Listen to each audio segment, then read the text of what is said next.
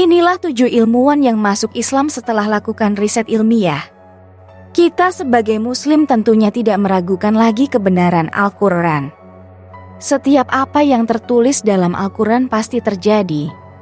Dan kini banyak riset ilmiah yang telah membuktikan kebenaran Al-Quran.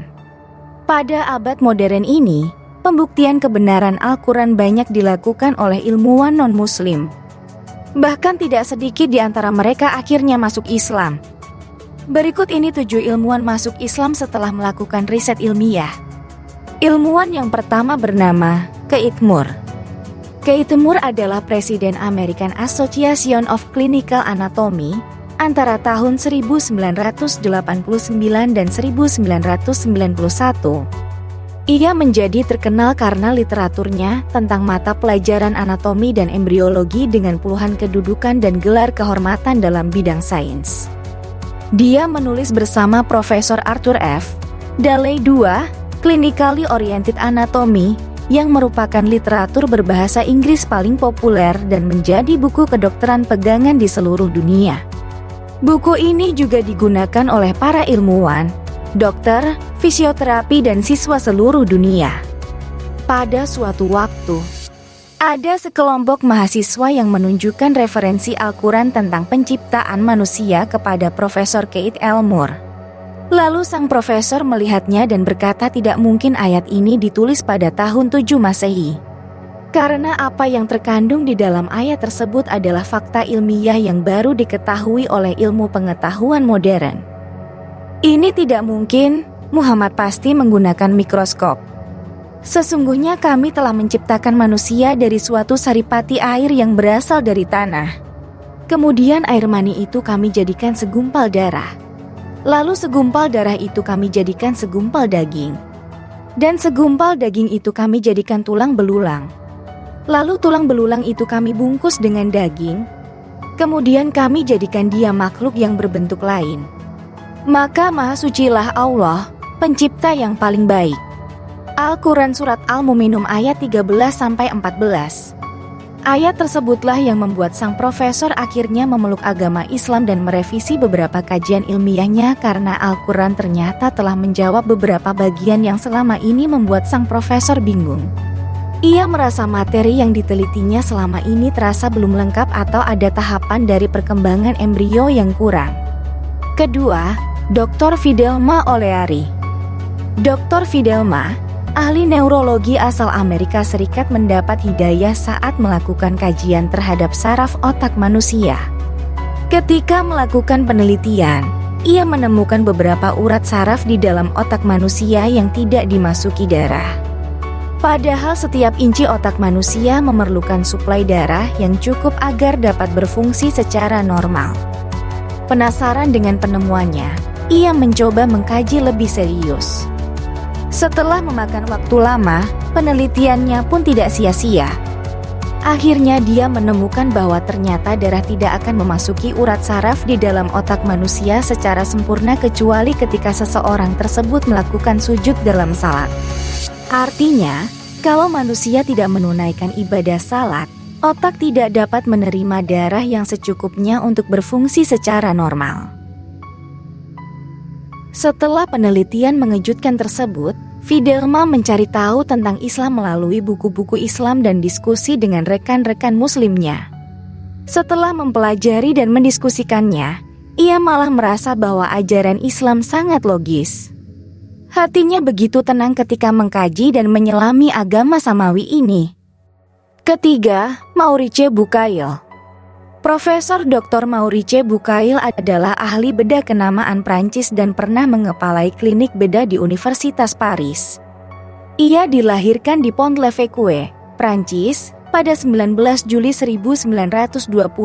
Pada saat itu, pemerintah Prancis menawari bantuan kepada pemerintah Mesir untuk meneliti, mempelajari, dan menganalisis mumi Firaun. Bucaille lah yang menjadi pemimpin ahli bedah sekaligus penanggung jawab utama dalam penelitian. Ternyata, hasil akhir yang ia peroleh sangat mengejutkan. Sisa-sisa garam yang melekat pada tubuh sang mumi adalah bukti terbesar bahwa dia telah mati karena tenggelam. Jasadnya segera dikeluarkan dari laut dan kemudian dibalsem untuk segera dijadikan mumi agar awet. Namun penemuan yang dilakukan Bukail menyisakan pertanyaan, bagaimana jasad tersebut bisa terjaga dan lebih baik dari jasad-jasad yang padahal telah dikeluarkan dari laut? Maka, berdirilah salah satu di antara ilmuwan muslim tersebut seraya membuka Al-Quran dan membacakan untuk Bukail firman Allah yang artinya, maka pada hari ini kami selamatkan badanmu supaya kamu dapat menjadi pelajaran bagi orang-orang yang datang sesudahmu. Dan sesungguhnya kebanyakan dari manusia lengah dari tanda-tanda kekuasaan kami. Quran Surat Yunus ayat 92. Ayat ini sangat menyentuh hati Bukail. Ia mengatakan, sungguh aku masuk Islam dan aku beriman dengan Al-Quran ini. Selanjutnya, Profesor William. Sebuah majalah sains terkenal, Journal of Plant Molecular Biologies, mengungkapkan hasil penelitian yang dilakukan sebuah tim ilmuwan Amerika Serikat. Isi penelitian tersebut tentang suara halus yang tidak bisa didengar oleh telinga biasa atau dikenal dengan istilah ultrasonik, gelombang suara yang keluar dari tumbuhan. Suara tersebut berhasil disimpan dan direkam menggunakan alat perekam canggih. Yang mengejutkan, getaran halus ultrasonik yang tertransfer dari alat perekam menggambarkan garis-garis yang membentuk lafaz Allah dalam layar. Para ilmuwan Inggris ini lantas terkagum-kagum dengan apa yang mereka saksikan.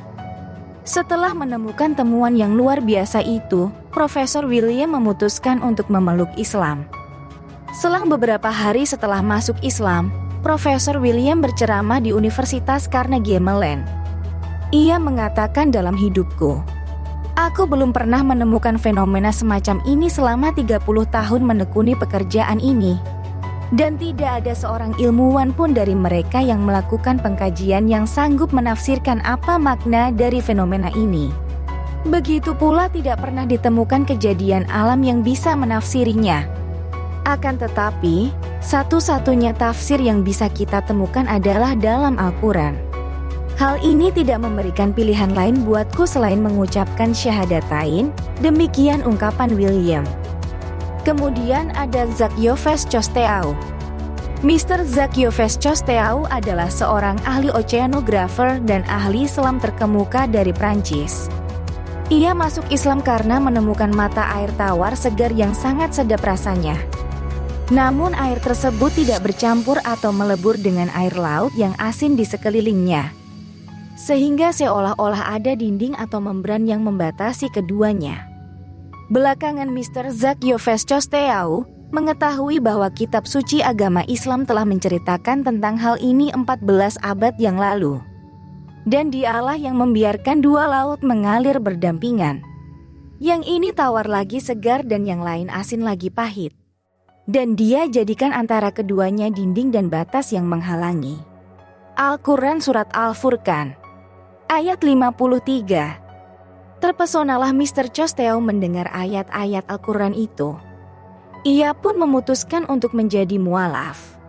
Dan ilmuwan yang terakhir bernama Karner NASA, mantan pejabat Amerika Serikat ini juga masuk Islam karena menemukan fakta-fakta tentang Lailatul Qadar dan Ka'bah bercahaya. NASA menyembunyikan kepada dunia bukti empiris ilmiah tentang malam Qadar. Ia menyayangkan kelompok jutawan Arab yang kurang perhatian dengan masalah ini sehingga dunia tidak mengetahuinya. Menurutnya, sesuai dengan hadits Nabi bahwa malam Qadar adalah baljah tingkat suhunya sedang. Tidak ada bintang atau meteor jatuh ke atmosfer bumi. Dan pagi harinya matahari keluar dengan tanpa radiasi cahaya. Sayyid menegaskan, terbukti secara ilmiah bahwa setiap hari-hari biasa ada 10 bintang dan 20.000 meteor yang jatuh ke atmosfer bumi. Kecuali malam Qadar, di mana tidak ada radiasi cahaya sekalipun. Hal ini sudah pernah ditemukan Badan Antariksa NASA 10 tahun lalu. Namun mereka enggan mempublikasikannya. Statement ini mengutip ucapan seorang pakar di NASA Karner, seperti yang dikutip oleh harian Al-Wafat Mesir. Abdul Basit Sayyid, Kepala Lembaga Mujizat Ilmiah Al-Quran dan Sunnah di Mesir, Dr. Abdul Basit As-Sayyid dalam sebuah program di TV Mesir. Sayyid juga menegaskan, pakar Karner akhirnya masuk Islam dan harus kehilangan jabatannya di NASA. Ini bukan pertama kalinya NASA mendapatkan kritikan dari pakar Islam. Pakar geologi Islam Zaglol Najjar pernah menegaskan, NASA pernah menghapus satu halaman di situs resminya yang pernah dirilis selama 21 hari. Halaman itu tentang hasil ilmiah, yakni cahaya aneh yang tidak terbatas dari Ka'bah di Baitullah ke Baitul Makmur di langit. Sayyid menegaskan, jendela yang berada di langit itu mirip yang disebutkan dalam Al-Quran. Dan jika seandainya kami membukakan kepada mereka salah satu dari pintu-pintu langit, lalu mereka terus-menerus naik ke atasnya, tentulah mereka berkata, sesungguhnya pandangan kamilah yang dikaburkan, bahkan kami adalah orang-orang yang kena sihir. Dalam kurung Al-Quran Surat Al-Hijr, ayat 14. Saat itu Karner menyaksikan sebuah keajaiban akan kebenaran Islam. Dengan bukti jelas bahwa jagat raya saat itu gelap setelah jendela itu tersibak, maka cahaya dari Ka'bah tembus ke langit sebagaimana yang telah disebutkan dalam Al-Quran. Oleh sebab itu, Karner mendeklarasikan keislamannya.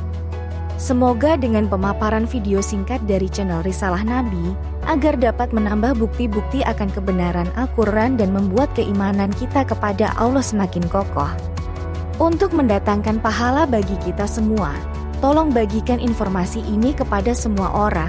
Semoga dengan melakukan kebaikan kecil ini bisa memberatkan timbangan amal kebaikan di yaumil kiamah kelak. Amin.